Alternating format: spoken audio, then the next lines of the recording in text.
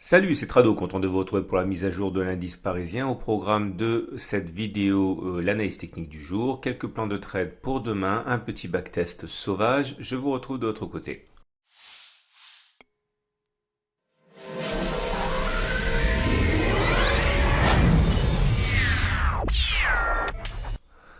Voilà où nous en sommes pour la séance d'aujourd'hui, une perte sèche de 3,77% pour le CAC 40 qui renoue avec ses mauvaises habitudes. À l'origine de cette débâcle, eh bien, l'effondrement du pétrole qui pénalise la cote pétrolière, mais également, on l'a dit hier, si c'était la livraison mai pour le pétrole qui se cassait la figure, c'est maintenant la livraison pour juin également qui sombre, parce que bon, la logique elle est simple, c'est que si on n'a pas réussi à écouler le pétrole produit en mai, peut-on vraiment penser que ce sera meilleur pour la livraison de juin, ou est-ce qu'on va rencontrer les mêmes problèmes de stockage? Plus personne ne va être livré de son pétrole parce que tout simplement on ne peut plus le stocker. Je fais simple. Et donc, effectivement, ça montre l'état de l'économie américaine. À cela s'ajoute une baisse des ventes de détail aux États-Unis. La menace de M. Trump de fermer les frontières, ce qui pénaliserait la récolte de fruits et de légumes qui est en grande partie faite par des immigrés mexicains notamment, et qui donc menace les stocks des magasins. Bon, l'ambiance est morose et les indices en pâtissent. Voilà où nous en sommes. Bon, vous l'avez compris, pour le triangle, c'est mort. On avait un deuxième triangle ici, un triangle dans sa version ascendante. J'avais proposé ça à suivre, et j'avais expliqué que bon, ça pouvait se trader, mais il fallait impérativement attendre que l'on casse le haut du triangle pour le trader. Heureusement on n'a pas anticipé sur ce coup, puisqu'effectivement le triangle est en train de casser par le bas. Alors c'est un triangle qui met également fin au scénario de la tasse avec anse, qu'on avait également envisagé. C'est vraiment très important que vous fassiez ce travail de scénarisation, parce que c'est ça le travail d'analyse technique et de trader par la suite. Le problème de ce scénario qui était assez ragoûtant pour la hausse est également tombé à l'eau, puisqu'on n'a jamais franchi la ligne d'eau.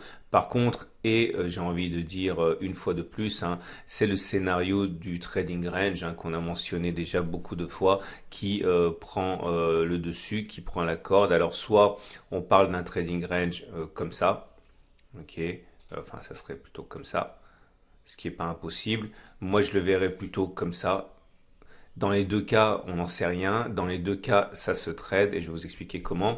Vous remarquerez déjà pour l'instant qu'on a comblé le gap ici qui a été créé, il n'y a pas de cotation entre les plus hauts du 16 avril et les plus bas du 17 avril. Ça, c'était un grand gap. Ça a été partiellement comblé sur la séance du 20 avril. Ça a été complètement comblé maintenant. Une fois de plus, je vous répète, voilà, une des meilleures façons de déterminer à l'avance si on va avoir un trading range, c'est de voir la multiplication des gaps.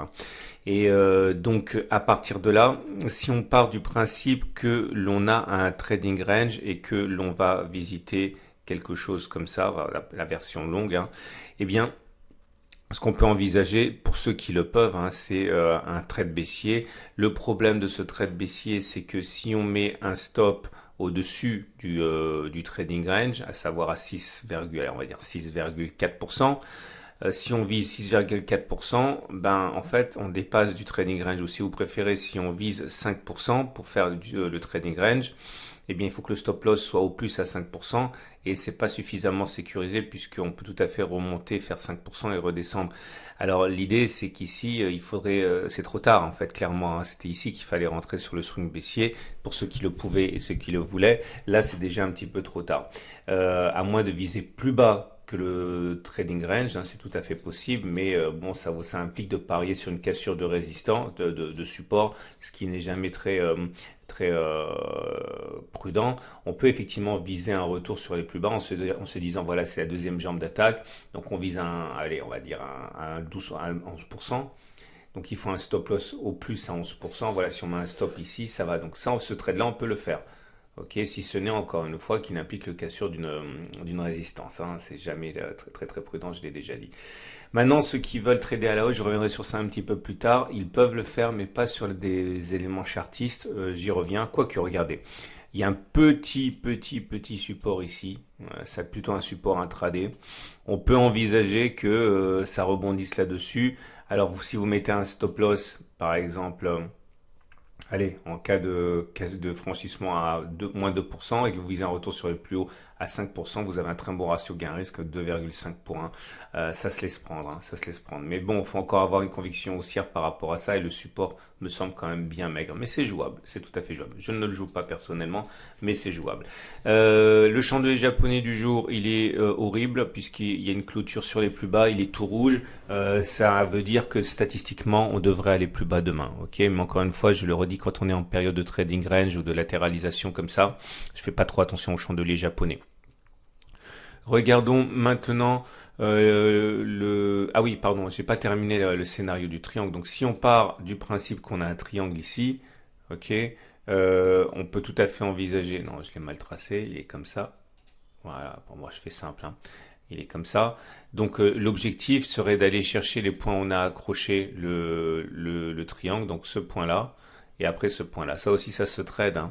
Ok, mais je vais pas en dire trop maintenant parce que ça va être trop long. Mais vous avez compris le principe. Alors maintenant, regardez les éléments purement techniques. Je veux la moyenne mobile à 20 jours parce que ça va nous intéresser pour notre backtest. Notre moyenne à 7 jours, les bandes de Bollinger et la moyenne mobile à 50. Mais ça c'est uniquement si on franchit les Bollinger, la Bollinger supérieure, c'est pas gagné déjà. Première chose à faire, c'est de constater qu'on a cassé la M7, donc la tendance de très court terme, elle est devenue baissière. Par contre, on est sur la M20 et certains vont acheter ça. Alors justement, ce qui m'intéressait, et ça sera l'objet du backtest du jour, c'est de voir est-ce que c'est logique d'acheter la M20 quand c'est comme ça. Alors, j'ai mis un filtre. Le filtre, c'est l'Ishimoku, c'est-à-dire une tendance de fond baissière. Est-ce qu'il est logique d'acheter la M20? Ok, lorsqu'on est en dessous du nuage Ishimoku. Alors, ne prenez ne prenez pas trop ce que je fais au sérieux parce que c'est pas un backtest suffisant, hein. Je suis remonté simplement 23 occurrences en arrière pour voir ce qui s'est passé, juste pour vous donner la méthode. En fait, c'est ça qui m'intéresse, hein, plus qu'autre chose. C'est vraiment la méthode que vous devez assimiler. Donc, regardez, je suis remonté très très loin. J'ai mis dans les zones mauves là, toutes les fois où on est venu s'asseoir sur la M20 alors qu'on était sous le nuage Ishimoku, donc en tendance baissière. Et voilà ce que l'on a. Alors ces petites flèches que vous voyez, ça c'est les choses que je vous apprends dans mes ateliers notamment, hein. Voilà, là je la fais rapidement. Vous voyez, simplement pour vous montrer. Ici, on est venu on était sous le nuage, on est venu sur la M20 ascendante et effectivement, on est revenu sur les plus hauts. Ici, on était sous le nuage, on est revenu sur la M20, on a rebondi, on est revenu sur le précédent sommet. Ici, on est venu sur la M20 ascendante, mais on est passé en dessous. On n'est pas revenu sur les sommets tout de suite. Ici, pareil. On est revenu sur la M20, on était sous le nuage, on a cassé, on est revenu sur la M20, on a cassé, etc. Bon, je vais pas vous les faire tous, mais moi je les ai fait tous. Mais encore une fois, c'est pas un conseil, c'est simplement une transmission de méthode, hein. Donc vous voyez, je les ai tous pris. Et ma conclusion, c'est qu'au regard de ce petit backtest insuffisant pour tirer des règles générales, mais suffisant pour que vous compreniez la méthode, on arrive à 57% de chance de casser la M20. Ça veut dire que contrairement à ce qu'on pourrait croire, étant donné qu'on est sous le nuage Ishimoku et qu'on revient sur la M20, il faut s'attendre à ce que ça ne retienne pas les cours. Ce que je suis en train de vous dire, c'est que je ne sais pas ce qui va se passer, absolument pas ce qui va se passer demain, mais si on regarde statistiquement, il y a plus de chances que l'on casse la M20 que l'on rebondisse dessus. Ça veut dire quoi également? Ça veut dire que si vous voulez trader à la baisse, c'est pas illogique. Il faut simplement soigner votre ratio gain-risque et faire quelque chose qui tienne. Voilà, c'est pas un conseil, c'est une transmission de méthode. C'est pour ça que vous venez sur mon site et que vous regardez mes vidéos. Je vous invite, d'ailleurs, c'est tout l'intérêt de ma formation intégrale, c'est de tomber sur toutes ces stats que j'ai déjà collectées, tous ces setups finalement qui vous feront gagner beaucoup de temps, j'insiste, avec les exercices corrigés, etc. Alors maintenant, puisqu'on parlait des indicateurs techniques, j'y reviens. Alors, je vous les montre Puis je les cache tout de suite parce que vous le savez, quand on est en situation de latéralisation, je regarde pas les indicateurs techniques. C'est la raison principale pour laquelle les débutants, les traders débutants ne comprennent pas comment on peut utiliser les indicateurs techniques. C'est parce qu'en fait, il faut pas les utiliser lorsque on est dans un trading range. En fait, c'est ce que moi je fais en tout cas, hein. Donc là, je vous les montre, mais j'en tire pas aucune conclusion. On va terminer avec l'Ichimoku justement. Il s'est pas passé grand-chose du côté de l'Ichimoku, loin s'en faut. Nous sommes toujours dans une situation très hybride. La tendance de fond, elle n'est pas haussière, elle est plutôt baissière, puisque comme vous pouvez le voir, on est en dessous du nuage. Mais l'aplatissement de la SSB, le fait qu'on soit au-dessus de la Kijun, etc., que la Tenkan soit ascendante, montre en fait que c'est la cacophonie qui veut dire simplement qu'on est en trading range. Donc faut pas faire attention à tout ça, il faut faire attention à ça. Ok, lorsque la lagging span va être confrontée à l'oblique, soit elle va les casser et là il y a de fortes chances pour que ça monte, soit elle va, c'est une résistance. Et les traders intraday peuvent essayer de trader à la baisse la confrontation de la lagging span avec les cours normalement demain. On fera le point sur tout ça. Voilà, je pense qu'on a été suffisamment concis. Je vous remercie pour tous les messages que vous m'envoyez en me disant non, t'excuses pas, c'est jamais trop long, etc. Bah, c'est sympa, mais c'est vrai que je me dis le pauvre débutant qui arrive en analyse technique et qui tombe sur ma vidéo, bah, il arrête l'analyse technique tout simplement. Parce que bon, c'est assez rébarbatif. Bon, en tout cas, merci à vous tous. Merci également pour votre fidélité. Merci pour les petits plus que vous mettez sur et les pouces bleus que vous mettez sur ma vidéo. C'est très apprécié. Et je vous donne rendez-vous tout à l'heure pour une vidéo sur l'or. Faut suivre de près l'or et également peut-être autre chose. Allez, à demain pour la mise à jour.